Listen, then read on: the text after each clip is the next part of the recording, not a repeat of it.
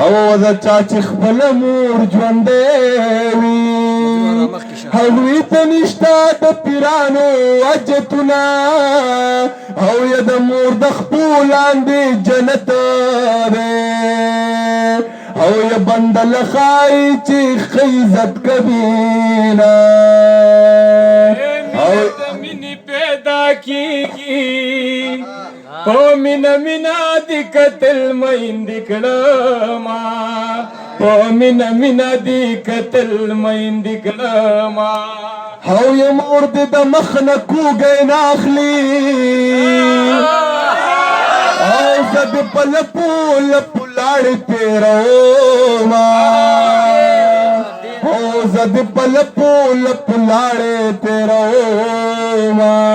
د سحر مونځ په تیمم وکوه چې بیګانې خوندې په خوله کې پاتې شي نه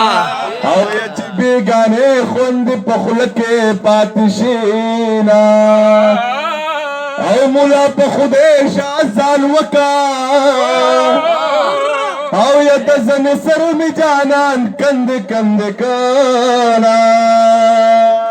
و د زنې سر مې جانان کندې کندې کړه نو یو ورځ به راشي په اخبار کې و په ټي وي وګورې رنګینه و د ملکنډ سر د پاسه ما به ځان شته په غوږینه د ملکنډ غر د پاسه او ما به ځان ویشته په مشینه او ما درته وې بار مرګ ته مزه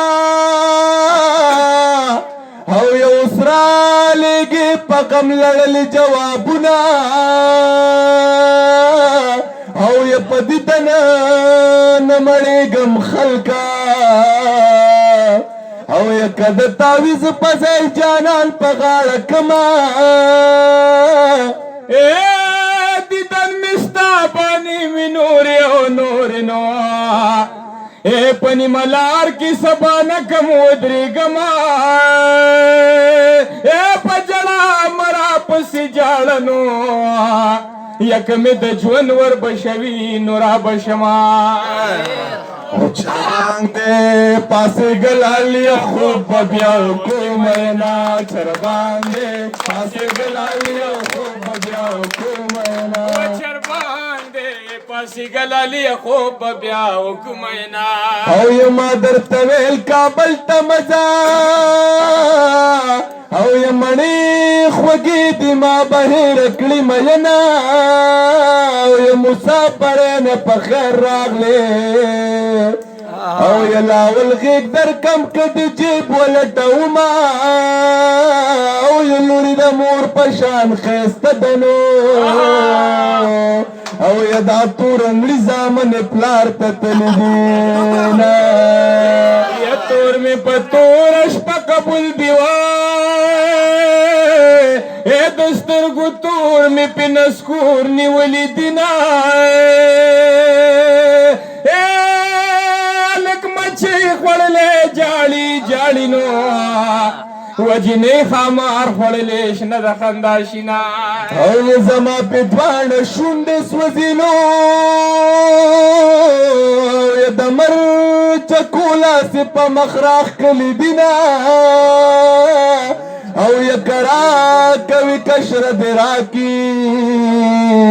او یا مای د مشرې سره غوا ساتلي دي نه و امبري وږم تې نخیجي وای جانان د مشکو په چینه لامبلي دي نه زمیر روره خال مې ګوره که نه د خپل کوره په جوړه ورسره زما یو اخري مصره به وکړمه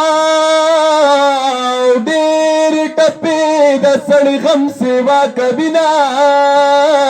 او یوه د بله ورپسې وینو او څوک چې د چا په لور مین شي وردې یو اخري مصره به وکړمه اخري مشهد د ځوانانو محفلونه یا د دې زبیره لږ واده دی که نه او دلره لره ملمان راغلی دینا روڑی ولاړو ما تاو کړمړ وندنا ویلی دم قسم دی یار ویلی دم قسم دی یار ویلی دم ډیر مننه جی